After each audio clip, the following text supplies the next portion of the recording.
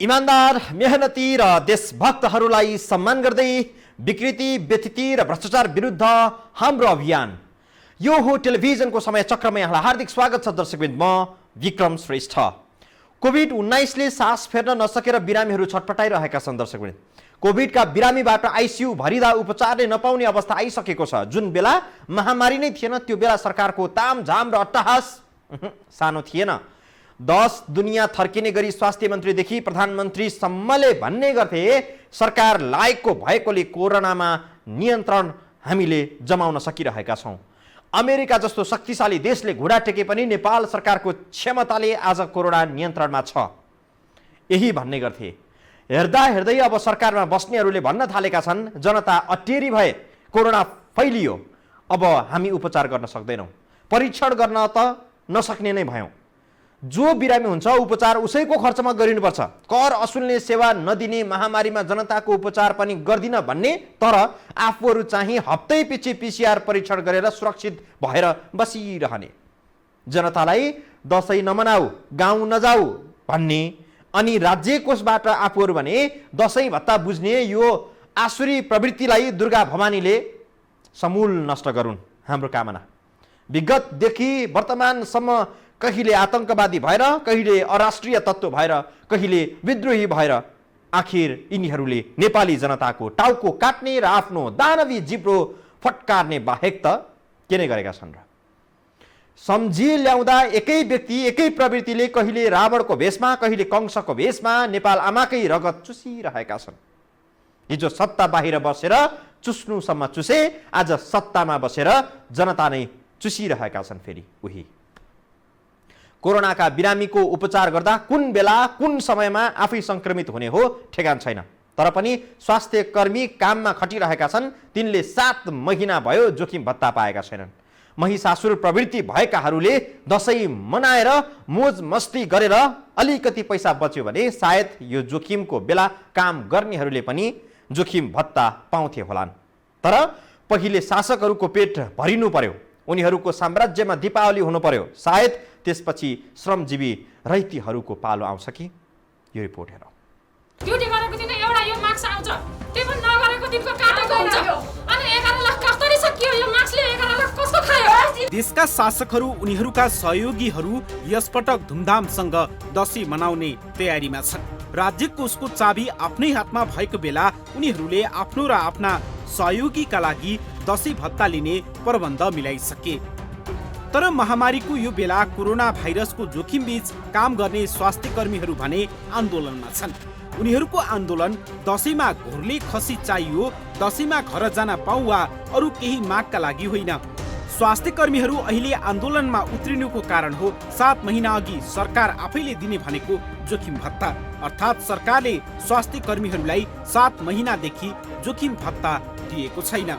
COVID-19 को महामारी विरुद्ध अग्रपंक्तिमा खटिने चिकित्सक, नर्स, स्वास्थ्य कर्मी, सुरक्षाकर्मी र अन्य अस्पतालका कर्मचारीहरूले सरकारले दिने भनेको जोखिम भत्ता पाउन सकेका छैनन्। जोखिम भत्ता नपाएको भन्दै चिकित्सा विज्ञान राष्ट्रिय प्रतिष्ठान न्याम्स अन्तर्गतको वीर अस्पतालमा कार्यरत चिकित्सक, नर्स, स्वास्थ्य कर्मी र सुरक्षाकर्मीहरूले आइतबार आन्दोलन नै गर्न बाध्य भए।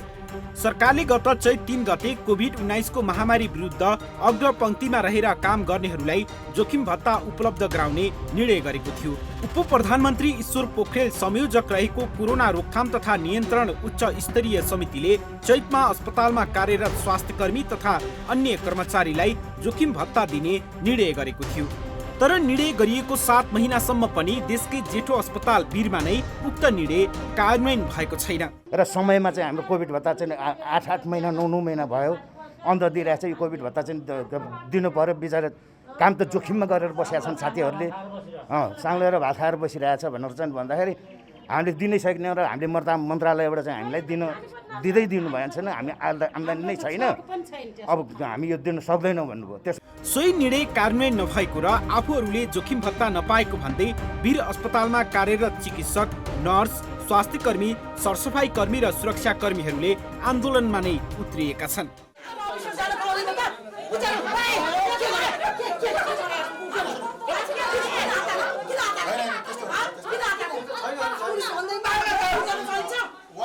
पुलिस उनीहरूले आइतबार चिकित्सा विज्ञान राष्ट्रिय प्रतिष्ठानका उपकुलपति बीएन शाह र वीर अस्पतालका निर्देशक केदार सेन्चुरीको कार्यकक्षमा तालाबन्दी गरे। जोखिम भत्ता माग गर्दै आन्दोलनमा उत्रिएका अस्पतालमा कार्यरत कर्मचारीहरूलाई भत्ता उपलब्ध गराउनु त कता हो कता, उल्टै सरकारले आन्दोलनकारीलाई दमन गर्न अस्पतालभित्रै सुरक्षाकर्मी परिचालन गरेको थियो। आफ्नो मागको सुनवाई गर्नुको साटो अस्पतालभित्रै सुरक्षाकर्मी परिचालन गरेको भन्दै आन्दोलनमा उत्रिएका अस्पतालका कर्मचारी थप उत्तेजित भएका थिए। जोखिम भत्ता मात्रै नभएर उनीहरूले खाइपाई आएको सुविधा समेत खोसिएको गुनासो गरे। कोरोना महामारी विरुद्ध अग्रपंक्तिमा रहेर खटिएका उनीहरूले व्यक्तिगत सुरक्षा सामग्री पीपीई, मास्क, पन्जा समेत आफैले खरिद गरी लगाउनु पर्ने बाध्यता रहेको बताए। आफूहरूको सुरक्षामा अस्पताल प्रशासनले ध्यान नदिएकाले धेरै कर्मचारीहरू कोरोनाबाट संक्रमित भएको उनीहरूको दाबी छ। वीर अस्पतालमा स्वास्थ्यकर्मीहरूले काम गर्दै गर्दाखेरि धेरैजना सङ्क्रमित हुनु। अहिले चाहिँ 300 भन्दा बढी सङ्क्रमित भएको स्वास्थ्यकर्मी सङ्क्रमित भएको अवस्था छ र वीर अस्पताल चाहिँ कोभिड अस्पताल भयो र कोभिड अस्पताल रहेपछि पनि यहाँ चाहिँ एउटा कर्मचारीकै पनि सङ्क्रमित भएपछि राम्रोसँग उपचार गर्ने व्यवस्था छैन। त्यस्तो अवस्था छ। अस्पतालमा कार्यरत चिकित्सकहरूले पनि सरकारले दिने भनेको जोखिम भत्ता नपाएको जानकारी दिए। यसै पनि अहिलेको माहौल अनुसारको यो रोगको कारणले दिनुपर्ने कोभिड भत्ता कुन कारणले रोकिएको छ प्रशासन आफै जान्दछन्, हामीलाई थाहा भएन। यसको पनि दिइयोस् भन्ने माग हो। आन्दोलनमा उत्रिनु अघि उनीहरूले करिब 15 दिन अघि नै भत्ता उपलब्ध गराइदिन अस्पताल प्रशासन समक्ष माग गरेका थिए। अहिलेसम्म जुन अल्टिमेटम हामीले दिएको थियौँ 15 दिन पुरा भइसकेपछि आज 17औं दिनमा छ। आजसम्म उहाँहरूले हामीलाई एकपटक वार्तामा पनि बोलाउनु भएन, केही कुरै राख्नु भएन। कानमा तेल हालेर बस्नुभयो। यति निकम्मा हुनुहुन्छ उहाँहरू, यति नालायक हुनुहुन्छ कि अब यो शब्द उहाँहरूलाई कुन शब्दले उपमा दिउँ त्यो भन्ने सक्ने अवस्थै छैन। उहाँलाई के उपमा दिने? अस्पताल प्रशासनको लापरवाहीले गर्दा अस्पतालमा कार्यरत करिब 80 जना कोरोना संक्रमित चिकित्सक, स्वास्थ्यकर्मी र कर्मचारीले कोभिड-19 बिमा बापतको क्षतिपूर्ति नपाएको गुनासो गरे। साउन 1 गतेदेखि नै लागू भइसक्नु पर्ने बिमा भदौ 7 गतेसम्म पनि अस्पताल प्रशासनले आवश्यक कागजात बिमा संस्थानमा नपठाइदिएका कारण अस्पतालमा कार्यरत कोरोना संक्रमित कर्मचारीहरूले कोरोना बिमा क्षतिपूर्ति नपाएको भन्दै उनीहरूले दुखेसो पोखे। हजुर, यत्रो महिना भइसक्यो हामीले काम गरेको हुँदा खाँदाको भइरहेको तलब काट्ने, हामीले खाइपाई आएको सेवा सुविधा जम्मै काट्ने। बिमा गऱ्यो भने हाम्रो उपचार हुने, बिमा गरेन भने बिमा गर्नलाई पैसा छैन। भइरहेको तलब उनीहरूले काटेको छ। काटेपछि अनि हामी कसरी बिमा गर्ने, केले खाने, के गर्ने, त्यही भएर यो गर्न बाध्य भएको। यस विषयमा कुरा गर्दा न्याम्सका उपकुलपति बीएन शाहले सरकारले नै रकम निकासा नगरेकाले जोखिम भत्ता उपलब्ध गराउन नसकिएको जानकारी दिए। साथै जोखिम भत्ता उपलब्ध गराउनका लागि स्वास्थ्य मन्त्रालयले आवश्यक कागजात पठाएको पनि उपकुलपति शाहको भनाइ छ। कोभिड म्यानेजमेन्टको लागि एकदम थोरै अनुदान पाएका छौँ, जुन कारणले गर्दा भत्ता दिन सकेका छैनौँ। भत्ताको लागि हामीले अनुरोध गरेका छौँ र नेपाल सरकारको जिम्मेवार निकाय मन्त्रालयले पनि त्यो दिन्छ भन्ने कुरो चाहिँ भनेकै हो। त्यो प्रोसेसमा छ। त्यो आएपछि हामीले कोभिड भत्ता दिन सक्ने स्थितिमा हुन्छ। शाहले प्रस्ताव पठाएको बताए पनि अस्पतालमा कार्यरत कर्मचारीले भने जोखिम भत्ताका लागि अस्पताल प्रशासनले पहल नै नगरेको जानकारी दिएका छन्। आन्दोलन पनि अब गर्ने हाम्रै स्वास्थ्यकर्मीहरूले गरिराखेकै छन् हैन। हामीले अहिलेसम्म पाउन त भत्ता पाएको छैनौँ, तर पाउने चाहिँ अब हो भन्नुहुन्छ। तर पदाधिकारीहरूले अब कहिले पाउँछ भनेर हामीले कन्फर्म पाएको छैनौँ। तर उहाँहरूले अब कहिले दिनुहुन्छ थाहा भएन हैन। हामी त अब इमर्जेन्सीमा दिनरात काम गरिराखेकै हो। अब कोभिड नन कोभिड सबै आउँछन्, सबैलाई हेर्नै पर्छ। स्पेसली त अब त कोभिड पनि बनाइसक्यो, अब त भत्ता दिनुपर्ने हो सरकारले। तर अहिलेसम्म हामीले 1 रुपैयाँ 1 सुको पनि कोभिडको भत्ता पाएको छैनौँ। अस्पतालमा कार्यरत स्वास्थ्यकर्मी तथा कर्मचारीहरूले जोखिम भत्ता, कोभिड बिमा क्षतिपूर्तिका साथै विगतमा खाइपाई आएको सेवा विस्तार भत्ता, औषधि उपचार खर्च, दशैं खर्च, शैक्षिक खर्च उपलब्ध गराउन माग गरेका छन्। आफ्नो मागको सुनवाई नभएसम्म आन्दोलन जारी राख्ने उनीहरूको भनाइ छ। हे दुर्गा माता, हामीलाई त निर्जीव कोरोना भन्दा पनि यो देशका सजीव कोरोनाहरूले धेरै सताइरहेका छन्। यिनको रवैयाका अगाडि त हामीलाई महिषासुर पनि प्रिय लाग्न थालेको छ। वर्षेनी महिषासुरको कति वध गर्ने। यसपटक हाम्रो देशमा व्याप्त महिषासुर प्रवृत्तिको वध गरिदेऊ। श्रम जनताको, कर जनताको, योगदान जनताको, तर हालिमुहाली चाहिँ महिषासुर रावणहरूको भए जस्तो अनुभूति हुन थालेको छ नेपाली जनतालाई। यस्तो अनुभूति हामीलाई मात्रै भएको हो भने माफी पाऊँ दर्शकवृन्द, होइन भने हे दुर्गा माता तिम्रो त्रिशूलले हाम्रा शासकमा रहेको आसुरी प्रवृत्तिको वध गरिदेऊ। थप प्रसङ्गसहित हामी जोडिनेछौँ दर्शकवृन्द यो ब्रेकपछि।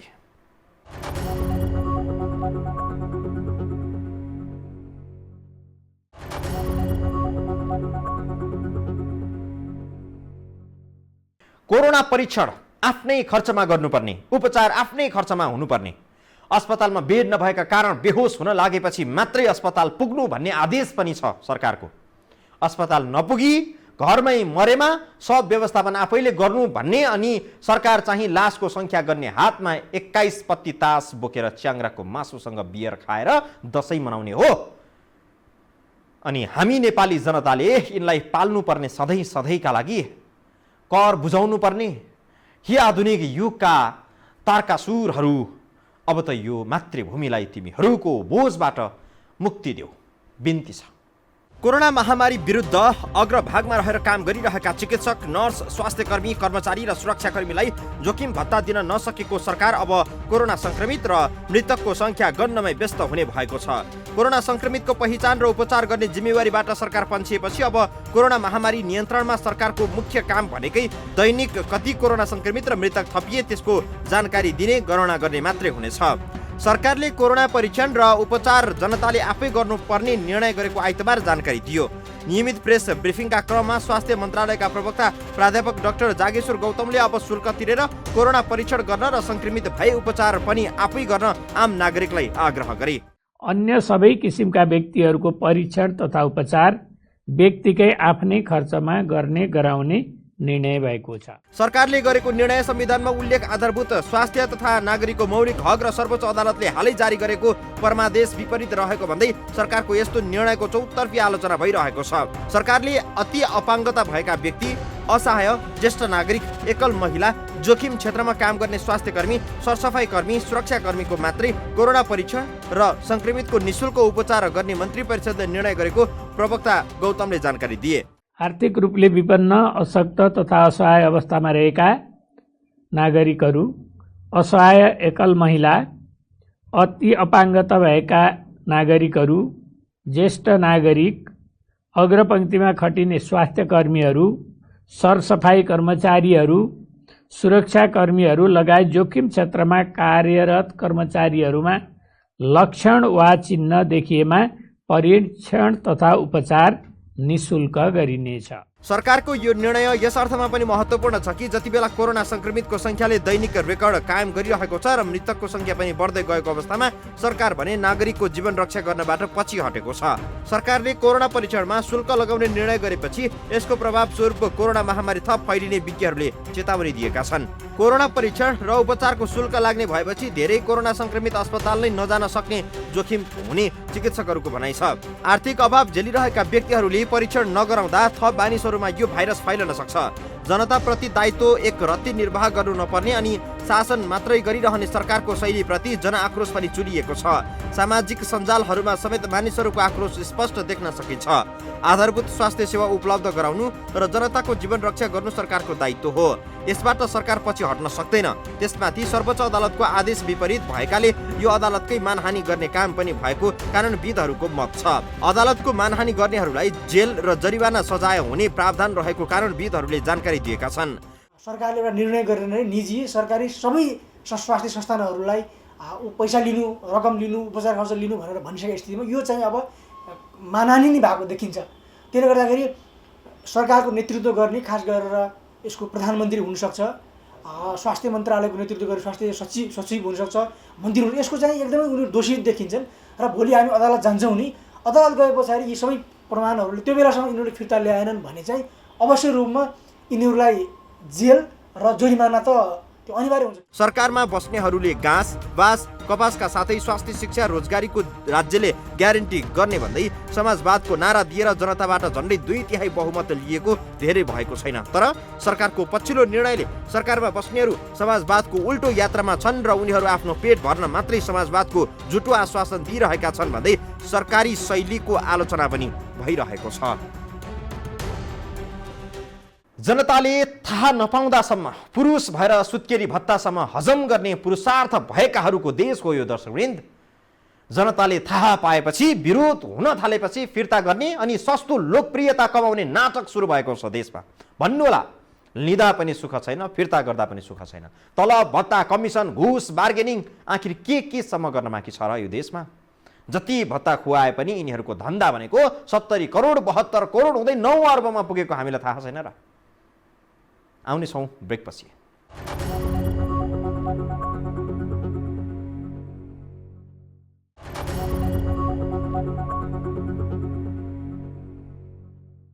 नेता बिरामी हुँदा अमेरिकादेखि जापानसम्म पुगेर सरकारी खर्चमा उपचार हुने गर्छ।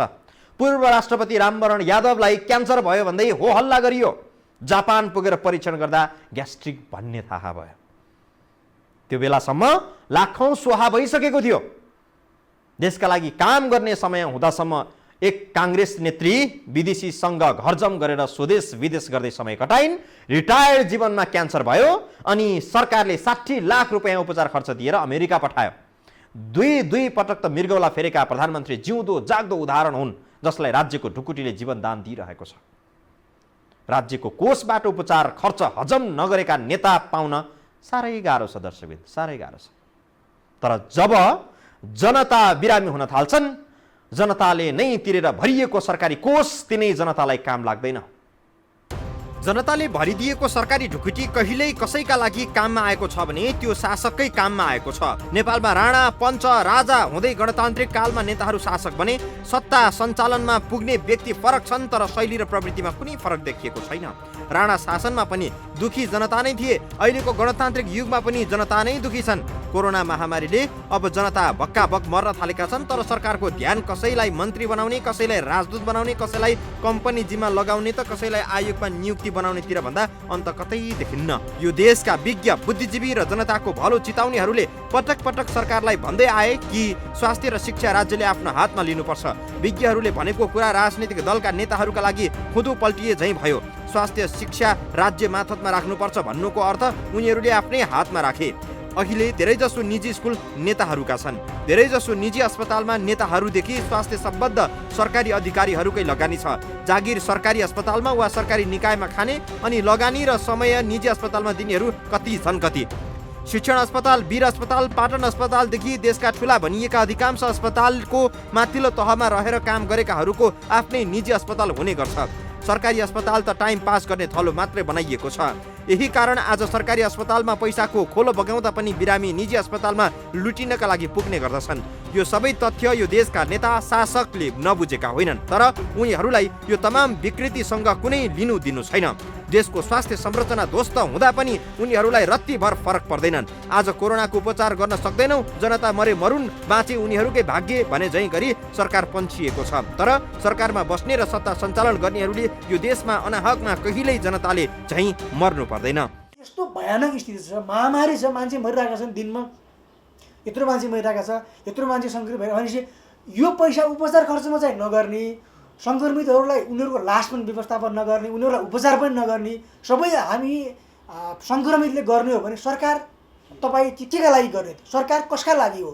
होइन, सरकारले कानुन पनि नमान्ने, संविधान पनि नमान्ने, अदालतको आदेश पनि नमान्ने हो भने सरकार को हो?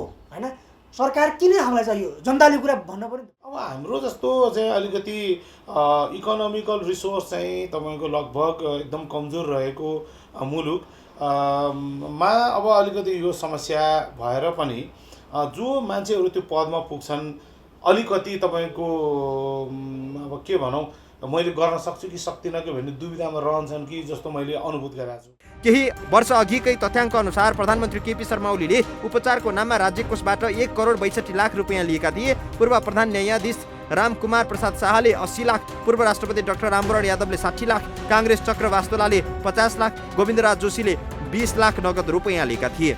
लाखौं लाख रुपियाँ सरकारी ढुकुटीबाट लिने अनि उपचार गर्न चाहिँ विदेश जानेहरू यिनै हुन् सबै। यति मात्र होइन, पैतृक सम्पत्तिले भरपूर काङ्ग्रेस नेत्री सुजाता कोइरालाले पनि सरकारबाट 50 लाख लिएर अमेरिका पुगेर क्यान्सरको उपचार गराएकी थिइन्। राष्ट्रपति विद्यादेवी भण्डारीलेदेखि सदाचारी र आदर्शवान भएको नाटक गर्ने नेकपाका प्रवक्ता नारायण काजी श्रेष्ठले समेत कुनै बेला 38 लाख रुपियाँ उपचार खर्च लिएका थिए। तिनै श्रेष्ठ अहिले तलब भत्ता केही पनि नलिई देशको सेवा गरिरहेको भनेर चर्चामा छन्। यो यिनीहरूले कानुनै वास्तवमा हेर्नुहोस्, म भन्छु बदमासी भनेर बनाएका छन् कि विधायकहरूको खास गरेर सङ्घीय संसद प्रतिनिधि सभा राष्ट्रिय सभामा नेतृत्व गर्ने सदस्य र पदाधिकारीहरूको चाहिँ उपचार सेवा निःशुल्क गर्नुपर्छ भन्ने उनीहरूले कानुन बनाएका रहेछन्। हेर्नुहोस्, कानुन बनाएका छन्। किनभने यो खाने कुरामा र यिनीहरूलाई यो एक किसिमको लुट्नेमा चाहिँ उनीहरूको एकमत हुन्छ, प्रतिपक्षी होस् सत्तापक्षी होस्। त्यसले गर्दाखेरि यिनीहरूले कानुन नीतिगत रूपमा यिनीहरूले कानुन बनाएका छन्। त्यो चाहिँ कानुनकै त्रुटिहरू पनि छन् भन्दाखेरि उनीहरूको सुविधा पनि उनीहरूले सुविधा पनि पाउने, उनीहरूले तलब पनि पाउने, लाखौँ रुपियाँ उनीहरूलाई बस्नका सुविधा पनि दिने, जनता करबाट उनीहरूको उपचार सेवा पनि सित्तैमा गर्ने, निःशुल्क गर्ने। अब सकभर यसरी चाहिँ तपाईँको नेताका नाममा मात्र होइन, अरू चाहिँ विभिन्न पदीय मर्यादाका नाममा चाहिँ तपाईँको विदेशमा उपचार गर्न जाने कुरा बेठिक हो। मात्र एउटा कुरामा चाहिँ के हुनसक्छ भने नेपालमा चाहिँ उपचार सम्भव नभएकोमा विदेश जानु स्वाभाविक हो, नत्र भने चाहिँ नेपालमै गर्नुपर्छ र खर्च भने तपाईँको आफैले बेहोर्ने कुरामा उसले जतिसुकै महँगो उपचार गरोस्, त्यसमा हाम्रो केही पनि भन्नु छैन। जनता बिरामी हुँदा घरबारी सकिन्छ, नेता बिरामी हुँदा उपचार सरकारी पैसाबाट हुन्छ। त्यसमाथि विदेशमा उपचार हुने भएकाले विदेश यात्रा पनि हुने नै भयो र धेरै जसोले पैसा जोगाएर बैंक ब्यालेन्स पनि राख्न भ्याउँछन्। बिरामी भएको नाममा सरकारी सहयोग लिनेहरूले बचत भएको पैसा अधिकांशले बैंक ब्यालेन्सको रूपमा राख्ने गर्दछन्। नेकपा नेत्री शान्ता चौधरी मात्रै एक अपवाद हुन् जसले बढी भएको रकम सरकारलाई नै फिर्ता गरेकी थिइन्। उपचार गरेर पैसा जोगिएको शान्ताको मात्रै थियो त। अधिकांश ठुला नेताको लगानी स्कुल र अस्पतालहरूमा छ। यो सबैलाई थाहा भएको विषय हो। सरकारी अस्पतालमा जाने बजेटको 50% भन्दा बढी त भ्रष्टाचारमै सकिन्छ। सरकारी अस्पतालले गरेको काम ठिक छन् छैनन् अनुगमन गर्ने निकाय पनि छ देशमा, तर त्यस्तो निकायमा आफै निजी अस्पताल चलाउने स्वास्थ्यका व्यापारीहरू संलग्न छन्। तिनले सरकारी अस्पतालले राम्रो सेवा दियोस् नदियोस् केही मतलब राख्दैनन्। अनुगमन गर्ने माथि पनि अनुगमन गर्ने काम भनेको स्वास्थ्य मन्त्रीको हो। अब देशमा भानुभक्त ढकाल त स्वास्थ्य मन्त्री छन् भने यिनीबाट केही आशा गर्न सकिएला र? एक ठुला मन्त्री थिए भानुभक्त भन्दा पनि ठुला आकारका। उनले गरेका सबै सुकर्म कुकर्मको जवाब स्वास्थ्य सेवा विभागका महानिर्देशक सोध्ने गर्दथे। धन्य प्रभु, झुकिएरै हो कि कसरी हो? ती मन्त्रीको दारा नङ्ग्रा निकालेर प्रधानमन्त्रीले केही खतरा मुक्त बनाउने चेष्टा भने गरेका छन्। दर्शकवृन्द, आजलाई समय चक्र सकियो। बिदा दिनुहोस्। नमस्कार।